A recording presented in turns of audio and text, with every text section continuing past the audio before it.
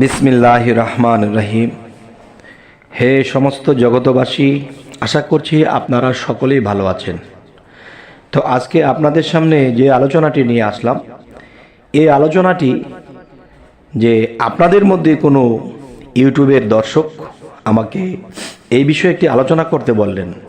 আলোচনাটি হলো যে আজরাইল যখন মানুষকে জান কবজ করতে আসে, তখন দেখা যায় কি যে যেই মানুষটার সময় হয় তখন আল্লাহর হুকুমে সে আজরাইল এসে সেই মানুষের জান কবজ করে নিয়ে যায়। এখন দেখা যায় যে কোনো মানুষ নিজের ইচ্ছায় মারা গেছে, যেমন কেউ বিষ খেয়ে মারা গেছে, কেউ ফাঁসি দিয়ে মারা গেছে। তাহলে এরা তো নিজের ইচ্ছা করে মারা গেছে, এদের তো হুকুম হয় নাই। তাহলে হুকুম যদি না হয় তাহলে আজরাইল তো আসবে না। তাহলে আজরাইলকে আসা ছাড়া এই লোকটা যে মৃত্যুবরণ করলো, এর আত্মাটা কে বের করেছে? সুন্দর একটা কথা বলেছেন তিনি, যে তাহলে তার আত্মাটা কে জান কবজ করলো? তাহলে এখন যিনি এই কথাটা বলেছেন, নিশ্চয়ই তিনি একটা কিছু চিন্তা ভাবনা করে বলেছেন। অবশ্যই কথা আছে, কথার ফায়সালা আছে।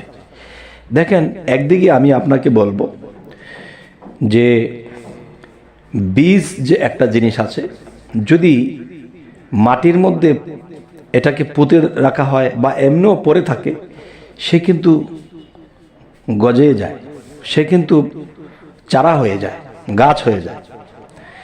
তাহলে এটা তো সে বোনার উদ্দেশ্যে বীজটাকে মাটিতে ফেলায়নি, কিন্তু যখন মাটিতে এটা পড়েছে, এটা শিকড় গজিয়েছে।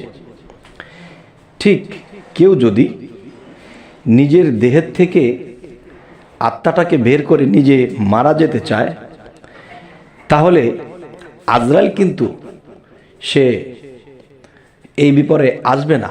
কিন্তু দেখা যায় যে আত্মার সাথে কানেকশন আছে আজরাইলের সাথে, যে কারো আত্মাটা ফেসে গেছে, আটকে গেছে, এখন দেখা যায় সেটা বের হয়ে যায়।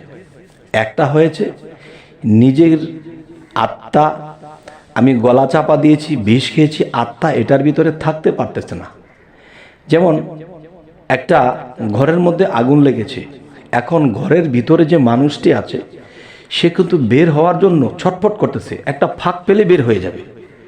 তাহলে আপনার দেহের মধ্যে 9টি দরজা, বড় বড় কান, নাক, মুখ, পায়খানার রাস্তা, প্রস্রাবের রাস্তা, এরকম বড় বড় 9টা ছিদ্র আছে। যে কোনো একটা দরজা দিয়ে আত্মাটা বাহিরে বের হয়ে যায়। যখন বাহিরে বের হয়ে যায়, তখন কিন্তু আজরাইল একে নিতে আসবে না, কারণ আল্লাহর তো হুকুম হয়নি, তার তো মৃত্যুর হওয়ার সময় হয়নি।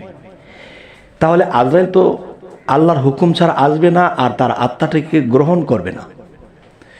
যেমন সেই ব্যক্তির হায়াত ছিল 80 বছর, সে 40 বছরে মারা গেছে, কিংবা সে 50 বছরে নিজের ইচ্ছা করে মারা গেছে, তখন কি হবে?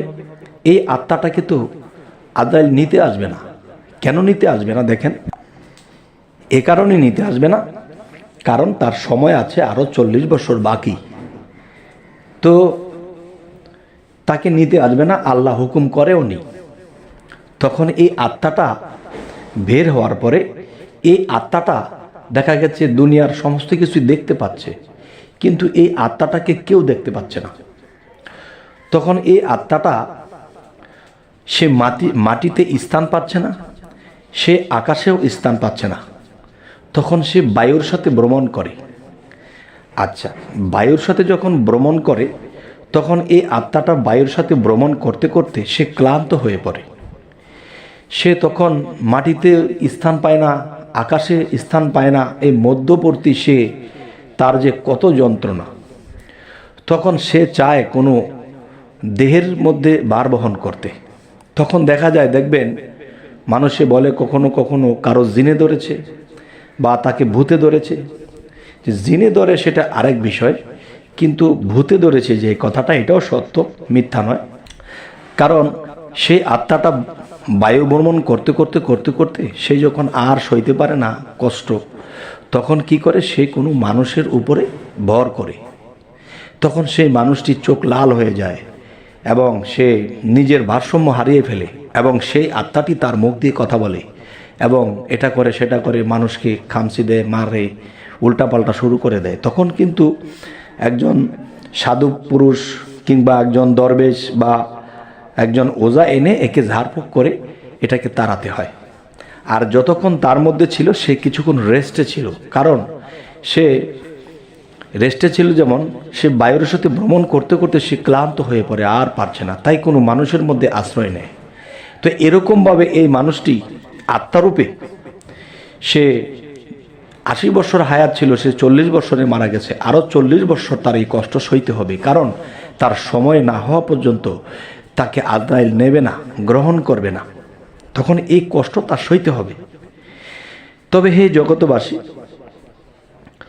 যে অনেকে একটা কথা বলে থাকে যে আপনি কোন দলিলে পাইছেন এই কথা। দেখেন, দুনিয়া এই পর্যন্ত এসেছে, কোটি কোটি বৎসর হয়ে গেছে, আরও কত কোটি কোটি বৎসর আল্লাহ এই পৃথিবী রাখবেন। সমস্ত ফায়সালাকে গ্রন্থে দিয়ে দিয়েছে। কিছু বিষয় কি, যারা আল্লাহর সাথে হট কানেকশন করেছে, সে হট কানেকশন থেকেও আল্লাহর তরফ হইতে কিছু নতুন কিছু জানতে পারে। তবে আমাকে কেউ বলতে পারেন, আপনার সাথে কি আল্লাহর হট কানেকশন হয়েছে? আপনি কি আল্লাহর কাছে জেনেছেন?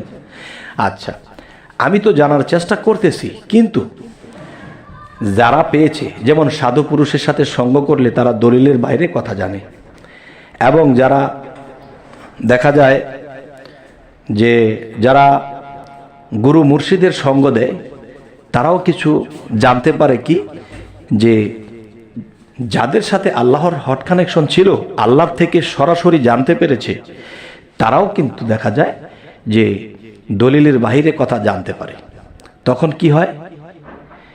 তখন দেখা যায় এই কথাগুলো আপনাদের সামনে আমরা পেশ করতে পারছি। আচ্ছা, এখন হযরত মুহাম্মদ সাল্লাল্লাহু আলাইহি সাল্লামের কাছে জিবরাইল খবর নিয়ে আসতো। সেই জিবরাইল কিন্তু এখনো মারা যায়নি, তাহলে তার ডিউটি এখনো করে। হযরত মুহাম্মদ সাল্লাল্লাহু আলাইহি সাল্লাম আল্লাহর প্রিয় বন্ধু ছিল, তাহলে পৃথিবীতে ওলিয়া আউলিয়া যাহারা, তারাও তো আল্লাহর বন্ধু। হয়তো নবী বেশি প্রিয় ছিল, তারা কম প্রিয় হলো, বন্ধু তো, এদের কাছেও খবর লেনাদেনা হয় এলমে লাদুনির মাধ্যমে।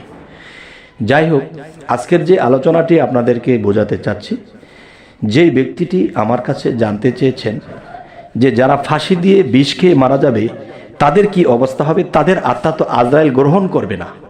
তো গ্রহণ না করলে তার আত্মাটা সেই 40 বছর আরও সে এরকম ঘুরতে থাকবে, অসহায় হয়ে ঘুরবে এবং কষ্ট পেয়ে পেয়ে ঘুরবে, জীবনটা কষ্টে কষ্টে কেটে যাবে। তখন যখন তার 40 বছর পূর্ণ হবে, তখন আজরাইল সেই তার কাছে আসবে, এসে তাকে নিয়ে যাবে যে তোমার শেষ হয়েছে, তোমার সময়, এবার চলে আসো। তাহলে বোঝা গেল, যারা নিজের ইচ্ছে করে মরে তারা কিন্তু আরেকটা মরা মরল। সেই মরাটা কি, যে সে কষ্টে কষ্টে আরো 40টা বছর কাটাইল। সে দেখতে পাচ্ছে আমার বাবা মা আছে, আমার সব কিছু আছে, কিন্তু তাকে কেউ দেখে না, তাকে কেউ চেনে না। তখন কি হয়?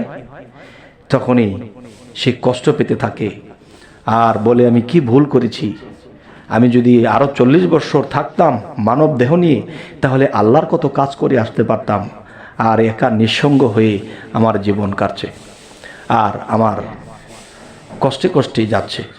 তো এই জন্য বলবো যে যিনি আমার কাছে জানতে চেয়েছেন তিনি কি আমার উত্তরটা ঠিক পেলেন কিনা, এবং আগামীতে আপনাদের কাছে একটা কথা থাকবে যে কি ধরনের আলোচনা আপনাদের পছন্দ, অবশ্যই কমেন্টে জানাবেন, আমি আলোচনা করার চেষ্টা করব ইনশাআল্লাহ।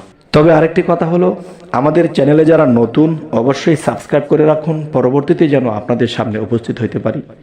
সকলেই ভালো থাকবেন, আল্লাহ হাফিজ।